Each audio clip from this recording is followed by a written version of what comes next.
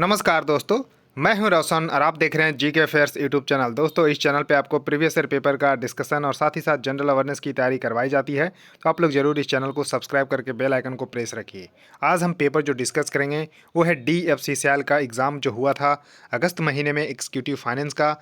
उसका जो है हम पेपर डिस्कस कर लेंगे। जनरल अवेयरनेस के जितने भी प्रश्न पूछे गए थे सभी को हम डिस्कस कर लेंगे। और PDF चाहिए तो आप हमारे टेलीग्राम चैनल से जुड़ सकते हैं, जिसका लिंक आपको नीचे डिस्क्रिप्शन में दिया हुआ है। और आपके पास भी किसी एग्जाम का क्वेश्चन पेपर होता है तो gkfest25@gmail.com पे भेज सकते हैं, ताकि उसको भी हम यहाँ पर डिस्कस कर सकें। तो देखिए, ये वीडियो आपके लिए रामबाण साबित हो सकता है, इसको जरूर देख लीजिएगा। चैनल पे आपको वीडियो मिल जाएगी। 2016 से 21 तक का पेपर हम डिस्कस कर चुके हैं DFCCIL का। और देखिए, 2023 में जो पेपर हुआ था, एक 9 पेपर हुआ था, हम 8वां पेपर डिस्कस कर रहे हैं। एक पेपर और बचा है, उसको भी हम डिस्कस कर लेंगे। तो सभी वीडियो चैनल पे पड़ी है, देख लीजिएगा। पहला क्वेश्चन आपके सामने है कि जो सरकार है किस सरोगेसी विनियमन अधिनियम के तहत सरोगेसी विनियमन नियम 2022 जो है जारी किया गया है। यानी कि रिसेंटली जो है government issued surrogacy regulation rules 2022 जो है अंडर जो है विच सरोगेसी रेगुलेशन एक्ट, यानी कि सरोगेसी रेगुलेशन एक्ट था। तो एक कब का जो है यहाँ पर आपको देखने को मिलेगा कि एक्ट था। तो दोस्तों, ये जो एक्ट था वो था जो है सरोगेसी रेगुलेशन एक्ट 2021 का था। तो करेक्ट उत्तर इसका सी होगा, सरोगेसी विनियमन अधिनियम 2021 का था। और देखिए, सरोगेसी का मतलब क्या होता है, तो किराए की कोख। तो इस तरह से आपको ज़रूर ध्यान रख लेना है। यानी कि जिन जो है यहाँ पर दंपत्ति की, यानी कि जिन जो पेरेंट्स की बच्चे नहीं होते हैं, वो जो है दूसरे के किराए जो है कोख पे ले, यानी कि कोख किराए पे लेते हैं, और उस तरह से जो है यहाँ पर बच्चा जो है यहाँ पर होता है। तो इस तरह से ज़रूर ध्यान रखिएगा कि सरोगेसी रेगुलेशन एक्ट 2000 जो है 21 का है, उसके तहत ही सरोगेसी रेगुलेशन रूल्स 2022 जो है लाया गया है। उसके देखिए नेक्स्ट क्वेश्चन है कि यह माइटोसिस के कैरियोकिनेसिस का पहला चरण है जो इंटरफेज के S और G2 चरणों के बाद आता है। यहाँ जो है किसकी चर्चा हो रही है, यानी कि it is the first stage of the जो है karyokinesis of mitosis follows the S and the G2 phase. S और G2 phase of the interphase which is being discussed here. तो डिस्कस क्या किया जा रहा है, तो प्रो फेज का डिस्कस किया जा रहा है। तो करेक्ट उत्तर इसका सी सही होगा, इसको जरूर ध्यान रखिएगा। उसका देखिए नेक्स्ट क्वेश्चन है कि भारतीय संविधान का कौन सा अनुच्छेद धार्मिक स्वतंत्रता की बात करता है। तो धार्मिक स्वतंत्रता की जो बात करता है वो अनुच्छेद 25 से 28 तक की बात करता है। तो करेक्ट उत्तर इसका सी सही होगा, इसको जरूर ध्यान रखिएगा। अब देखिए, जो भारतीय संविधान का जो यहाँ पर मौलिक अधिकार है, यानी कि फंडामेंटल राइट है दोस्तों, वो अनुच्छेद 12 से 35 तक का है और भाग 3 में है, इसको भी जरूर ध्यान रखिएगा। अब देखिए, जो मौलिक अधिकार है उसको जो है अमेरिका के संविधान से लिया गया है, जरूर ध्यान रखिएगा। अमेरिका के संविधान से मौलिक अधिकार जो है लिया गया है, और मौलिक अधिकार को देखिए इस तरह से बांटा गया है, जिसमें राइट टू इक्वलिटी, तो समता का अधिकार अनुच्छेद 14 से 18 तक है। राइट टू फ्रीडम 19 से 22 आर्टिकल तक के है। राइट अगेंस्ट एक्सप्लॉयटेशन 23-24 आर्टिकल है। 24 जो है क्या है, चाइल्ड लेबर से संबंधित है। उसका देखिए right to freedom of religion जो कि क्वेश्चन में था 25 से 28 तक का है। Cultural and educational rights article 29 और 30 है। और देखिए राइट टू कॉन्स्टिट्यूशनल रेमेडीज़, तो इसको जो है अनुच्छेद 32 में रखा गया, और अनुच्छेद 32 को ही जो है संविधान की आत्मा भीमराव अंबेडकर जी के द्वारा जो है बोला गया है। तो इस तरह से यानी कि संवैधानिक उपचारों का अधिकार है अनुच्छेद 32। उसके देखिए नेक्स्ट क्वेश्चन है कि निम्नलिखित में से कौन सी भाषा भारतीय संविधान की 8वीं अनुसूची में शामिल नहीं है। अब देखिए, भारतीय संविधान में शुरुआत में 8 अनुसूची थी, अब हो चुकी है 12 अनुसूची। तो 8वीं अनुसूची में कुल मिलाकर शुरू में 14 भाषा थी, और उसमें जो है 8 जो है जोड़ दिया गया, तो अब कुल मिलाकर 22 भाषा है। यानी कि अगर पूछा जाए कि भारतीय संविधान की 8वीं अनुसूची में कुल मिलाकर कितनी भाषा है, तो 22 भाषा है। अब देखिए 22 भाषा में जो मुख्य भाषा शामिल नहीं है, अंग्रेजी, राजस्थानी और भोजपुरी, ये शामिल नहीं है। तो देखिए क्या मैंने बोला, तो राजस्थानी जो है बोला, उसके बाद भोजपुरी बोला, इंग्लिश बोला, ये आपको शामिल नहीं है। तो यानी कि क्या बोडो शामिल है, जी हाँ। नेपाली शामिल है, जी हाँ। मैथिली शामिल है, लेकिन राजस्थानी शामिल नहीं है। तो करेक्ट उत्तर इसका बी सही होगा, इसको जरूर ध्यान रख लीजिएगा। तो सही उत्तर इसका क्या होगा, तो यहाँ पर बी सही उत्तर होगा जाएगा। अब देखिए, जो भारतीय संविधान के जो 8वीं अनुसूची में जो 22 भाषा है, एक बार देख लीजिए। तो असामीज़ है, बंगाली है, गुजराती है, हिंदी है, कन्नड़ है, कश्मीरी है, कोंकणी है, मलयालम है, मणिपुरी, मराठी, नेपाली, उड़िया, पंजाबी, संस्कृत, सिंधी, तमिल, तेलुगु, उर्दू, बोडो, संथाली, मैथिली और डोगरी। अब देखिए जो 14 भाषाएं थी, 8 जो है कब कब जोड़ा गया।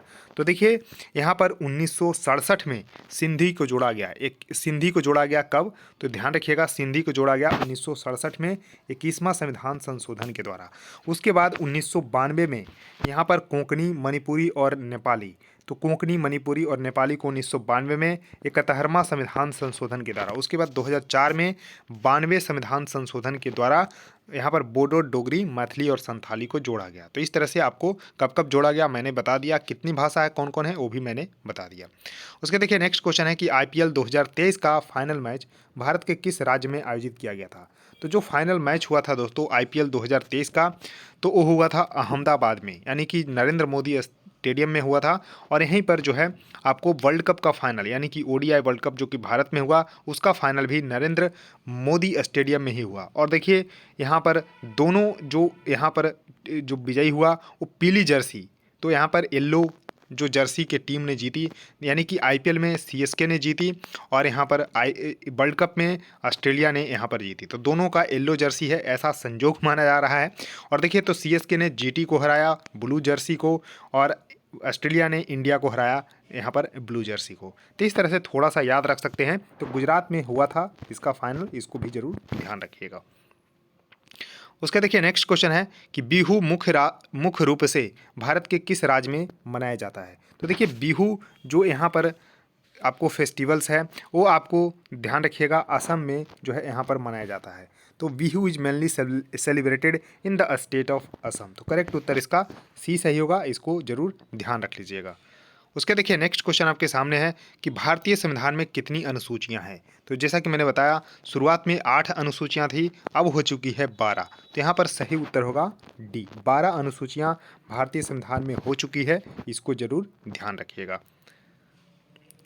अब नेक्स्ट क्वेश्चन आपके सामने है कि केंद्रीय बजट 2023-24 के अनुसार डिजिटल निरंतरता संविधान की तलाश करने वाले देशों को अपने डेटा दूतावास स्थापित करने की सुविधा दी जाएगी। यानी कि according to the union budget 23-24 में countries looking for the digital continuity solutions would be facilitate for setting up for their data embassies. तो डेटा एम्बेसीज जो है गिफ्ट IFSC में जो है, जो गिफ्ट सिटी गुजरात है वहीं पर जो है ये स्थापित करने की अनुमति दी जाएगी। तो करेक्ट उत्तर इसका D सही होगा, गिफ्ट IFSC जो है इसका सही उत्तर होगा। अब देखिए नेक्स्ट क्वेश्चन है कि भारत और पाकिस्तान ने सिंधु जल संधि पर किस वर्ष हस्ताक्षर किए। तो देखिए भारत और पाकिस्तान के बीच यही समझौता जो है चला आ रहा है अब तक, जो है कब से 1960 से। 1960 में सिंधु जल समझौता हुआ था, जिसमें सिंधु और उसकी सहायक नदियों के बीच जलों का जो बंटवारा था भारत और पाकिस्तान के बीच में, उसके लेकर जो है यहाँ पर समझौता हुआ। और इसमें जो है वर्ल्ड बैंक यानी कि विश्व बैंक जो है मध्यस्थता की थी, यानी कि ब्रोकर के रूप में जो है भूमिका निभाई थी। तो देखिए 1960 इसका सही उत्तर होगा। तो करेक्ट उत्तर इसका ये होगा, 1960 इसका सही उत्तर होगा। अब देखिए कुछ और पॉइंट यहाँ पर देख लीजिए। तो देखिए द इंडस वाटर ट्रीटी इसको बोलते हैं, जो कि साइन किया गया था सितंबर 1960 में between India Pakistan and the representatives of the world bank after 8 years of the negotiation. तो इसमें देखिए जो सिंधु है, झेलम और चेनाब है, सिंधु, झेलम और चेनाब, इसकी 3 नदियों पे जो है 80% पानी पाकिस्तान जो है यूज़ करेगा और 20% भारत, जबकि रावी, ब्यास और सतलज पे 80% जो है पानी भारत यूज करेगा और 20% जो है यहाँ पर पाकिस्तान। तो इस तरह से थोड़ा सा आपको जरूर ध्यान रख लेना है। उसके देखिए नेक्स्ट क्वेश्चन है कि 2011 की जनगणना के अनुसार भारत में किस धर्म की जनसंख्या सबसे अधिक है। तो किस धर्म की जनसंख्या सबसे अधिक है, तो हिंदू इसका सही उत्तर होगा। तो करेक्ट उत्तर इसका A सही होगा। अब देखिए 2011 की जनगणना को यहाँ पर देख लीजिए। तो देखिए टोटल पॉपुलेशन 2011 के अनुसार 121.09 करोड़ थी, इसको भी जरूर ध्यान रख लेना है, जिसमें 96.63 करोड़ जो है यहाँ पर हिंदू थी, यानी कि 79.8% जो है यहाँ पर हिंदू जनसंख्या थी, जबकि मुस्लिम का 17.22% था। तो यहाँ पर कुल 17.22 करोड़ के साथ यानी कि 14.2 पॉइंट, यानी कि 14.2% यहाँ पर जनसंख्या जो है आपको मुस्लिम को देखने को मिलती है। क्रिश्चियन का 2.78 करोड़ 2.3% था। सिख का यहाँ पर 1.7% था। तो इस तरह से आपको थोड़ा सा जरूर ध्यान रख लीजिएगा, इसका स्क्रीनशॉट ले लीजिए।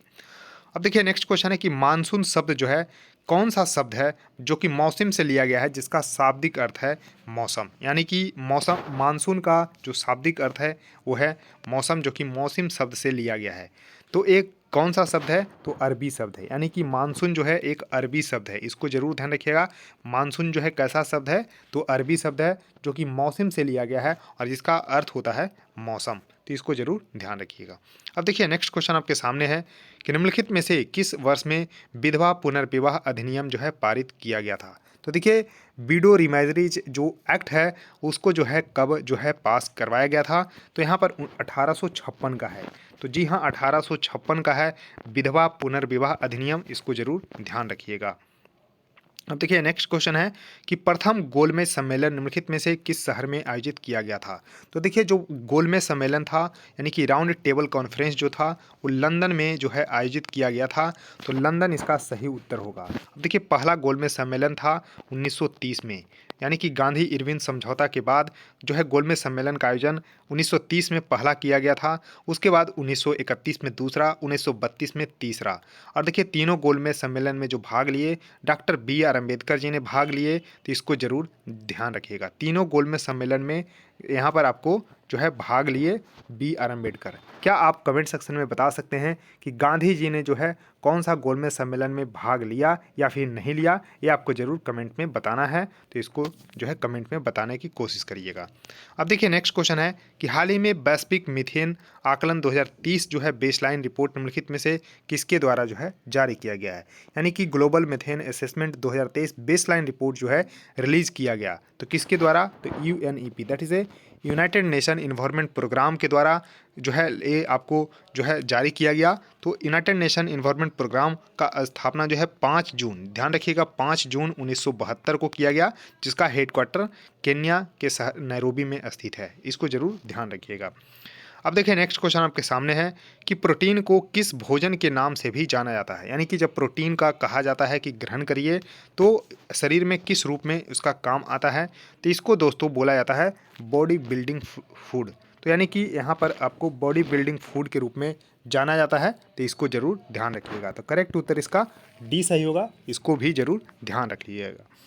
तो दोस्तों इस वीडियो में इतना ही, क्योंकि 15 क्वेश्चन ही पूछे गए थे, सभी को हमने डिस्कस कर लिया है बारी बारी से। अब आपका काम बचा है वीडियो को लाइक करना, वीडियो को शेयर करना अपने दोस्तों के साथ और चैनल को भी सब्सक्राइब कर लेना। सो थैंक यू दोस्तों, इस वीडियो में इतना ही, धन्यवाद।